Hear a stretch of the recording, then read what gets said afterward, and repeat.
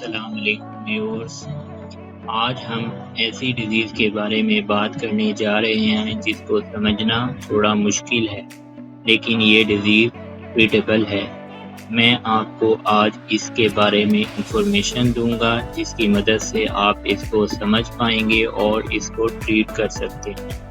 Viewers, میں اپنے channel skin solution میں ایک مرتبہ پھر آپ کو خوش آمدید کہتا ہوں۔ ویڈیو سٹارٹ کرنے سے پہلے اگر آپ نے میرے چینل کو سبسکرائب نہیں کیا تو پلیز میرے چینل کو سبسکرائب کر لیں، اور سب سے ضروری بات، بیل آئیکن کے بٹن کو پریس کرنا مت بھولیں تاکہ میری جو بھی ویڈیو آئے آپ کو نوٹیفیکیشن مل سکے۔ آج ہم جس ڈیزیز کے بارے میں بات کرنے جا رہے ہیں اس کا نام سیروسس ہے، جس کو اردو میں ہم دانت یا چنبل یا کبا بھی کہتے ہیں۔ کبا دراصل دانت کا میڈیکل نیم ہے۔ یہ ایک جلدی بیماری ہے۔ یہ دنیا بھر میں سب سے زیادہ عام ہے۔ ہر سال اس شکایت میں مبتلا ہونے والے افراد کی تعداد اچھی خاصی ہوتی ہے۔ یہ بیماری ہر نسل، ہر عمر اور ہر جنس کے افراد کو متاثر کرتی ہے۔ اس بیماری کے ہاتھوں پریشان ہونے والوں کی عمر عموماً 15 سے 30 سال ہوتی ہے، لیکن یہ شکایات بچوں اور بوڑھوں کو بھی ہو سکتی ہے۔ سیروسس ایک آٹو امیون ڈس آرڈر ہے۔ یہ بیماری ہمارے جسم کے اندر سے ہی بنتی ہے۔ ہمارے جسم میں وائٹ پیچز بننا شروع ہو جاتے ہیں۔ یہ کیوں ہوتے ہیں؟ اس کی وجہ ایکسٹرا گروتھ آف سیل ہے۔ ہمارے جو سیل ہوتے ہیں اس میں نارمل گروتھ آف سیل ہوتی ہے، لیکن اس بیماری میں سیل 10 گنا زیادہ رفتار سے بڑھنا سٹارٹ ہو جاتے ہیں اور سکن پہ بہت سارے پیچز بن جاتے ہیں۔ علامات: اس بیماری میں جلد پر سرخ یا سیاہی مائل دھبے پڑ جاتے ہیں جو جلد کی سطح سے قدرے ابھرے ہوئے ہوتے ہیں۔ اس بیماری کا حملہ زیادہ تر سر کی جلد، گھٹنوں، کہنی، کمر اور ران میں ہوتا ہے۔ دانت کے مقام کی جلد سخت اور کھردری ہو جاتی ہے اور مریض جس قدر کھجاتا ہے خارش کی شدت اتنی ہی بڑھ جاتی ہے۔ دانت کے مقام پر چھوٹے چھوٹے دانے نکل کر آپس میں مل جاتے ہیں۔ بعض لوگوں میں اس مقام سے پتلی رطوبت خارج ہوتی ہے اور بعض میں یہ جگہ بالکل خشک ہوتی ہے۔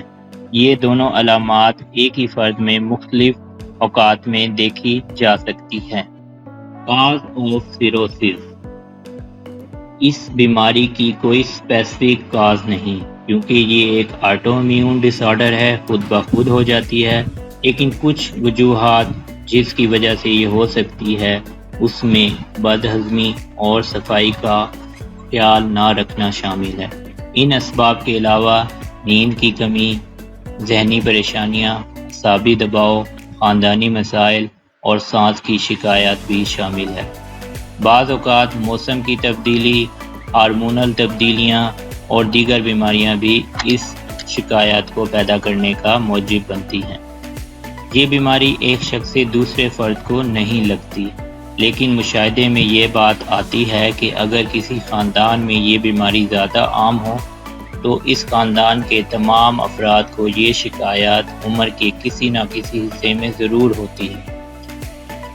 غالباً اس کی وجہ بیماری کا موروثی طور پر منتقل ہونا ہے۔ پرہیز: اگر آپ کو یہ بیماری ہو گئی ہے تو آپ کو کن چیزوں سے اوائڈ کرنا چاہیے؟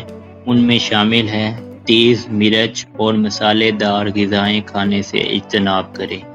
دوران علاج چائے بالکل نہ پئیں۔ ترش اشیاء سے بھی پرہیز کریں۔ گوشت، لہسن، پیاز، بینگن اور مسور کی دال نہ کھائیں۔ ڈائٹ: اگر کسی کو سیروسس کی بیماری ہو گئی ہے تو کون سی غذائیں یوز کرنی چاہیے؟ دانت کے مرض میں مبتلا مریض تمام قسم کی سبزیاں اور شوربے والے سالن کھا سکتا ہے۔ بعض مریضوں کی خواہش ہوتی ہے کہ اس مرض میں انہیں ایسی دوائیں کھلائی جائیں کہ تکلیف اور سوزش نہ ہو، مگر یہ مرض ایسا ضدی ہوتا ہے کہ جب تک کوئی سخت دوا نہ کھلائی جائے یہ مکمل طور پر جان نہیں چھوڑتا۔ تو ویورز، یہ تھی ہماری آج کی ویڈیو۔ اس ویڈیو میں ہم نے جانا سیروسس کیا ہوتا ہے، اس کی علامات، اس کے کاز، اور اگر کسی کو سیروسس ہو جائے تو کن چیزوں سے اس کو اوائڈ کرنا چاہیے اور کون سی ڈائٹ یوز کرنی چاہیے۔ نیکسٹ ویڈیو میں ہم انشاءاللہ اس کے ٹریٹمنٹ کے بارے میں مکمل طور پر بات کریں گے۔ تو ویورز، اگر آپ کو میری یہ ویڈیو پسند آئی ہے تو میری اس ویڈیو کو لائک کریں، شیئر کریں اور اپنے قیمتی کمنٹ سے ضرور آگاہ کریں۔ اگر آپ نے میرا چینل سبسکرائب نہیں کیا تو پلیز میرے چینل کو سبسکرائب کر لیں۔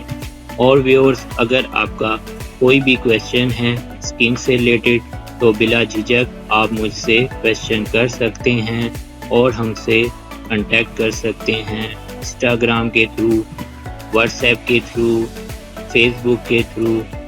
تو ویورز، اسی کے ساتھ ہم اس ویڈیو کا اختتام کرتے ہیں اور میں آپ کے لیے دعا کرتا ہوں کہ اللہ تعالیٰ آپ کی زندگی میں بہت ساری خوشیاں نصیب کرے اور آپ کو ہمیشہ خوش رکھے۔